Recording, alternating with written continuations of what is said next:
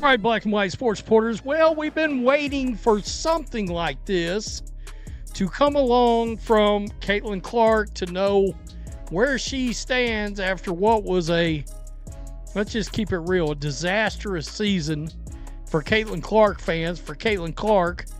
And, of course, the Indiana Fever tried to make a run, held together with duct tape and baling wire, MacGyver. The landscape of the WNBA just shifted in a way nobody saw coming. On November 13th, a single sentence, spoken not in a press conference or team meeting, but out on a sunny golf course, completely reset the future for the Indiana Fever and sent shockwaves to the entire league. Caitlin Clark, the player who carried the weight of a disastrous rookie season and a nagging injury that haunted her every move, looked into a camera and dropped a bombshell that changes everything. She flat out declared, "I'm feeling back to 100%. And, of course, the Indiana Fever tried to make a run, held together with duct tape and baling wire, MacGyver style. And they went into the playoffs and had a little bit of success there. But we have been waiting. What is the status of Caitlin Clark? The groin, which can be such a concerning injury as we found out, a nagging injury as we found out. Well, we've got two things. We got Caitlin Clark directly addressing her injury status. This wasn't just an update. It was a statement of intent, a clearing of the slate, and a direct challenge to anyone who thought her first year was a sign of things to come. The excuses are officially over. Before we dive into the stunning details of her announcement and the huge ripple effects it's creating, if you're passionate about the real stories changing the world of sports, make sure you hit that subscribe button and tap the like button. It helps us bring you the deepest dives on the stories that matter. For anyone who followed Caitlin Clark's inaugural season with the Indiana Fever, the word disastrous doesn't feel like an exaggeration. Two things. We got Caitlin Clark directly addressing her injury status. And we've got Sophie Cunningham talking about her future and where she wants to try to play. Let's go here. Caitlin Clark hits the links. Fever star back to 100% while playing at the Annika Pro-Am. And they're not just saying that. All right, this is what she said. In fact, let me just go back. Let me go back to... The expectations were astronomical, but the reality was a team held together by duct tape and baling wire, as one reporter vividly described it. They fought, they scrambled. They even snuck into the playoffs and showed a flicker of promise. But the entire season was overshadowed by one persistent, worrying concern, Caitlin Clark's groin. That injury became the central, nagging narrative. It wasn't just a minor footnote. It was a specter that haunted every game. Think about the trajectory. She entered the league as perhaps the most heralded rookie in WNBA history. A scoring machine from Iowa, whose deep three-pointers were already the stuff of legend. But from the opening tip-off, something was off. Her explosive first step seemed slightly diminished. Her movement off the ball less fluid.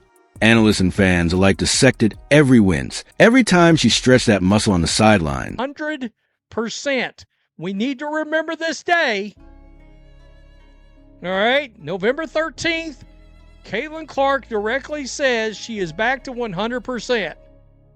So, if the Indiana Fever, or as Stephanie White tries to give us any other kind of update, then we've got this to come directly back to. That goes for you too, Indiana Fever beat reporters. All right? It's now on the record that she is saying she is back to 100%.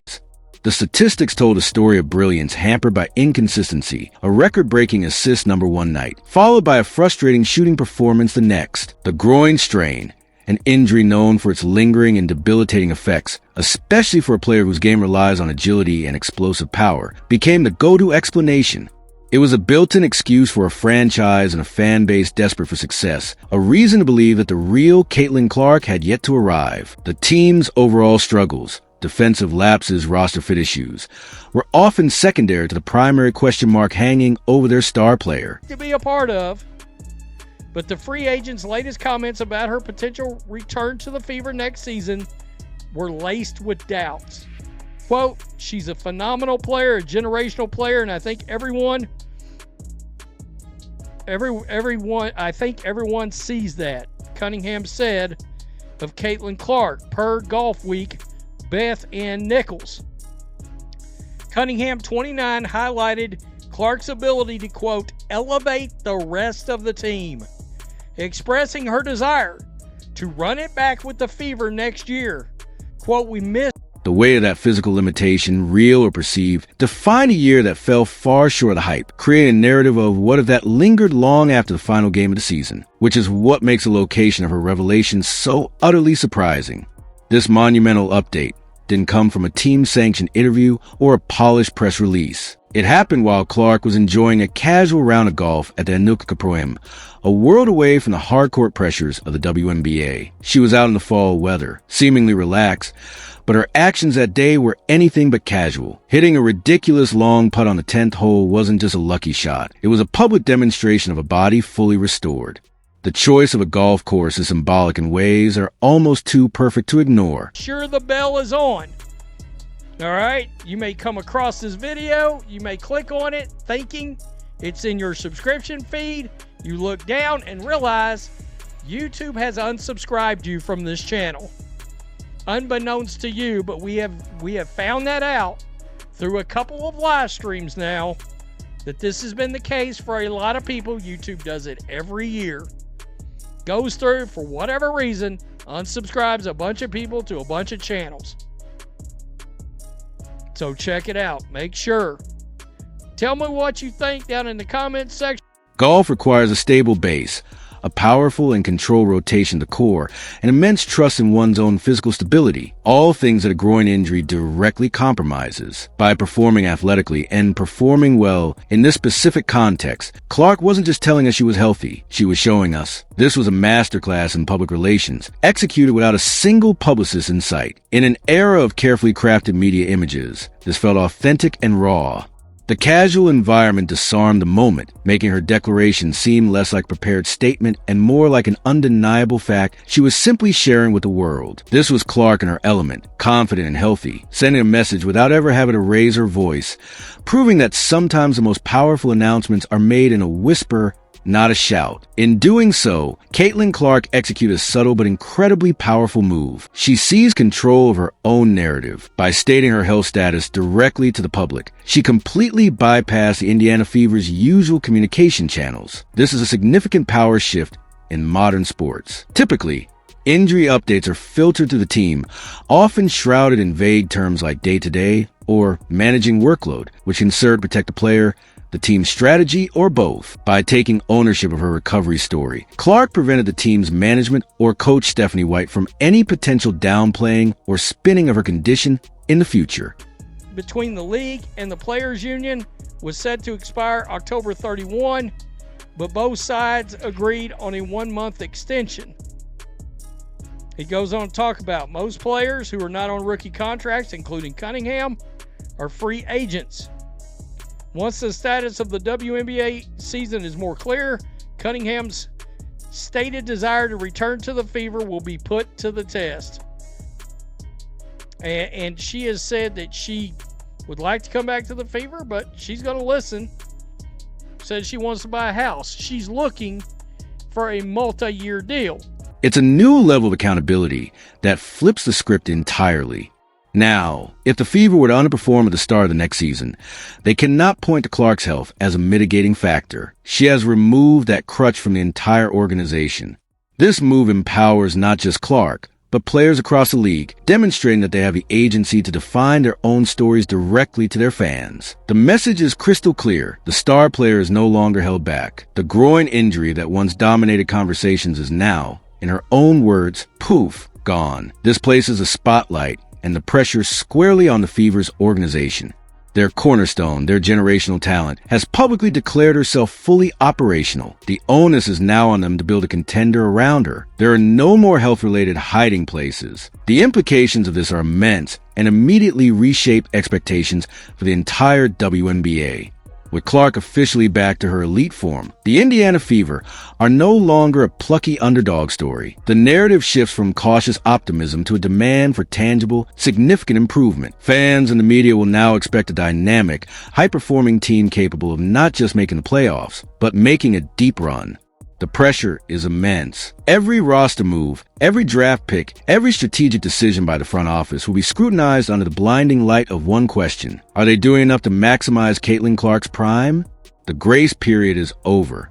But this doesn't just affect Indiana. Opposing teams, who may have hoped for a slower development arc from Clark and the Fever, now have to contend with the reality of a fully healthy and motivated superstar from day one. The entire competitive balance of the league feels the ripple effect. Ticket sales, national television ratings, and marketing campaigns are all built around stars like Clark, and her confirmed peak condition guarantees a higher level of play and drama. The league has been put on notice that a fully unleashed Clark is ready to dominate, and the Fever have to prove they can keep up, setting the stage for one of the most anticipated and pressurized seasons in recent WNBA history. But while Caitlin Clark was providing absolute clarity about her future, another WNBA star at that very same golf event was painting a very different picture. Sophie Cunningham, a key free agent, was also there, and her comments were laced with doubt and uncertainty. In a stark contrast to Clark's definitive declaration, Cunningham spoke about her desire to return to the Fever, but admitted her future is far from secure. She expressed a deep admiration for Clark, calling her a phenomenal player, a generational talent, and stated her clear wish to run it back with the Fever next year. Yet, that hope was tempered by the harsh realities of the business of basketball. Her situation highlights the precarious path many professional athletes walk, even as they play alongside superstars. Cunningham's comments reveal the emotional tug-of-war between loyalty and livelihood. She clearly believes in the project in Indiana and the unique energy Clark brings, but she is also a veteran who understands that a professional athlete's window to earn life-changing money is frighteningly short. This isn't just about a salary. It's about security, about planning a family's future, about making a sound investment in oneself after years of sacrifice. Her heartfelt praise for Clark makes her potential departure even more poignant, illustrating that even the most compelling team dynamics can be fractured by the cold, hard math of career economics. The single biggest threat hanging over Sophie Cunningham's desire to rejoin Clark in Indiana isn't a lack of skill or will. It's the very real and looming specter of a league-wide lockout. The WNBA's collective bargaining agreement, the contract that governs everything from player salaries to working conditions, was set to expire on October 31st. While both sides agreed to a one-month extension, that only created a tense, precarious holding pattern. For free agents like Cunningham who aren't on rookie contracts, this uncertainty is a nightmare. Imagine trying to decide where you're going to live and work for the next several years, but the entire industry you work in might suddenly shut down. It paralyzes the market, making it impossible to plan for the future, negotiate multi-year deals, or make life-altering decisions like buying a house, which Cunningham explicitly said she wants to do.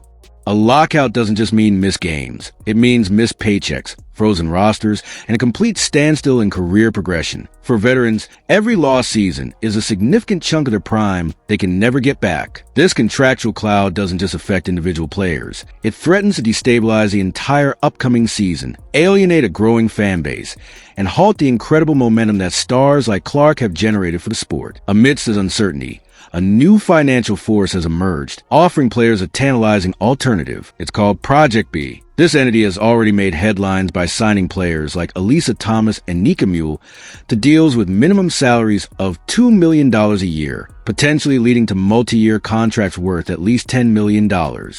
These numbers are game changers. But what exactly is Project B? It's not a rival league, but rather an innovative venture focused on ownership and content creation, offering athletes equity and a share in profits, fundamentally rethinking how players can monetize their brand and talents. For a player like Sophie Cunningham, this isn't just a backup plan. It's a life-altering opportunity that dwarfs the current WNBA salary cap. The emergence of Project B fundamentally shifts the leverage in player negotiations. It means the WNBA isn't the only place to earn top dollar, forcing the league to seriously compete for its own talent, not just with overseas offers, but with a new model of athlete empowerment. The conversation is no longer just about passion for the game. It's about securing generational wealth and having a real stake in the business of sports. This forces the WNBA to confront whether its current economic model is sustainable in the face of such ambitious and player-centric alternatives. This puts Sophie Cunningham at a career crossroads that epitomizes the modern WNBA athlete's dilemma.